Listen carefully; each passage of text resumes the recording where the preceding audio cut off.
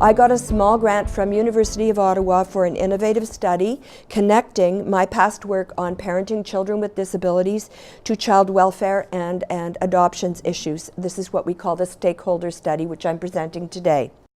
The researcher interviewed participants within and across 3 stakeholder groups in BC and Ontario: parents, their organizations, and social workers. It's the first study to examine the views of such a wide range of insiders in more than one region of Canada. The goal was to explore challenges, supports, and unmet needs of parents raising adopted children with mainly biobehavioral issues. We think it represents the kinds of diverse situations that we see, and that's what we're trying to do. We're trying to hold up a mirror to the situation as it is now.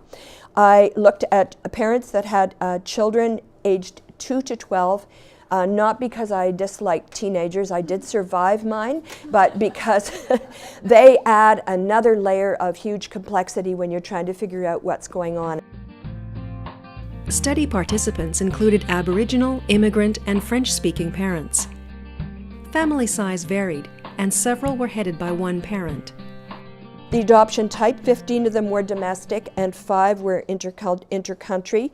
There was a very wide range of special needs, but most of them were FASD, fetal alcohol spectrum disorder, or ADHD, attention deficit hyperactivity disorder, with often complex with mental health as well.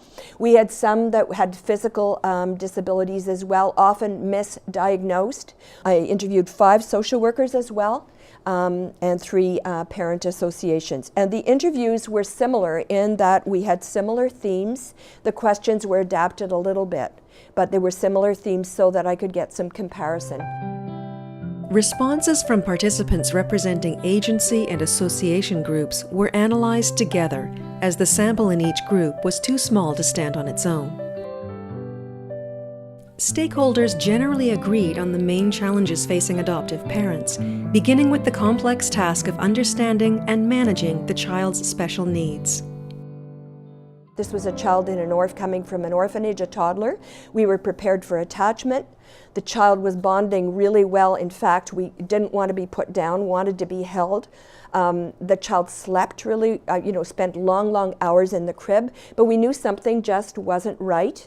The child was not talking. There was some difficulties walking and so on. And so they were really wondering, what is this? What is this, we're doing all the things we're supposed to be doing and still there's difficulties. This child did have FASD, even though the child had been examined by 2 doctors in the country of origin. But this is what I mean about untangling a complex web. You really don't know what you're dealing with.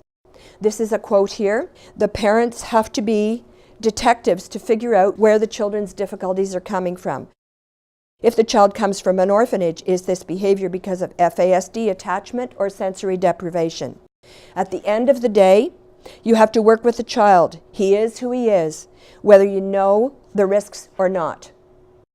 And another one too that I mentioned here is dealing with the whole package without something falling between the cracks. If it's an Aboriginal adoption, they don't look at special needs. If it's a special needs adoption, they don't look at cultural issues. So it's a separate silo problem. Adding to parents' stress, professionals and others in the community can be unsupportive and judgmental, or just lack knowledge of the issues. And another one said, "He's disintegrating in front of me and the doctors are saying, 'Oh, you're a first-time mom.'" I'm like, there's something wrong. And diagnosis for some of these people come really as a relief. Adopting a child with special needs has significant impacts on the entire family. Couples, they don't have enough support. When you're adopting special needs kids, usually the first thing to go is the couple time. An example here was one family where the child simply was not sleeping at all.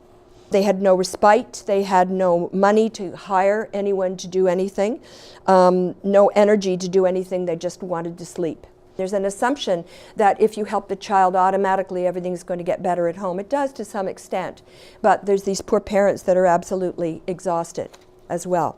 Okay, so again, managing some of the special needs and impact on the family, the agencies really emphasized FASD and mental health difficulties, and say that the parents can get very frustrated because they can't change the behavior enough. Agencies talked about this, so did parents. A lot of concern about seeking help. You don't want to show you're struggling. You've gone through all this time setting up to, be an adoptive parent, and you're worried about showing that you're struggling to your family, but also to the professionals. You fear judgment.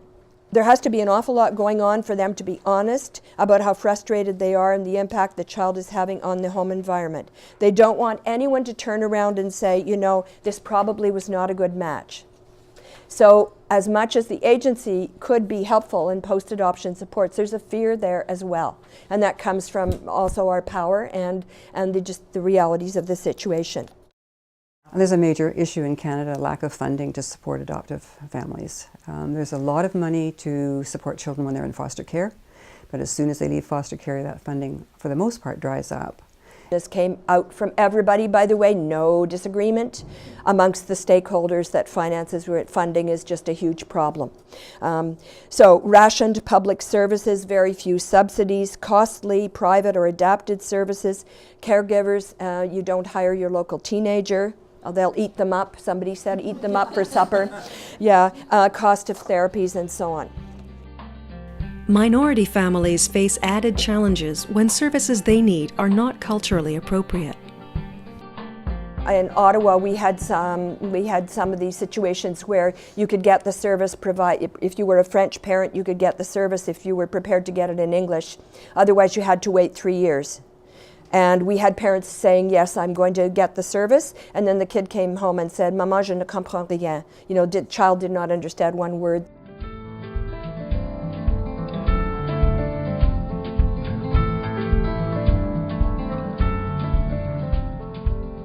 Special public or adapted services. So services where you could get in and they would integrate your child and not say your child is too special for this. They were able to take that child and make the accommodations for the child.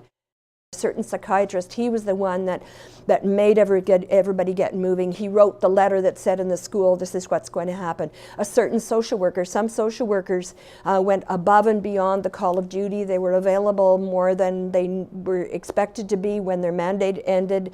They were there to listen. They were there to direct people to resources. The things that seem to arise over and over again are, and I would say the top thing, is peer support. Parent group or association, I just love this quote, without them I would not be on this planet. So that's how important connecting with other parents is. Certain schools that were really particularly appropriate, some were private, some were focused on something that was a child's strength, such as art, and they were able to see the strengths in that child and able to work with the family rather than try and fit this square peg into the round hole. Special camps, somebody had a child that was deaf who actually was misdiagnosed, or initially they thought there was a developmental delay. And one of the most important things there was going to a camp for deaf children. The parent I talked to said it was rather a quiet experience, but it was a wonderful experience. My sons went to a special camp. I was able to fund that and to get deduction from income tax.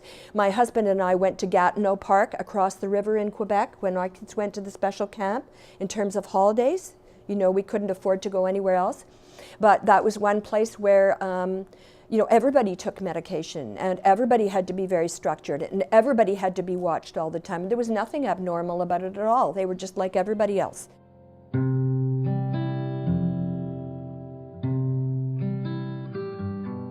So I've worked in the field of adoption for many, many years, and I'm an adoptive mom. Parents, when they get to the point of adopting, they intellectually understand that the child may have some difficulties. Like they know that they can deal with that, and they may even be professionals in the field of certain disabilities and know that that's a disability they can deal with and find as much support as they can find for. But it's the falling in love bit that people don't really understand until they actually do it and adopt the child. Okay? Yeah. And disability or no disability, we fall in love with them, don't we? Or sometimes we don't fall in love with everything about them. you know, but we do fall in love with these children, and that's the way it's supposed to be.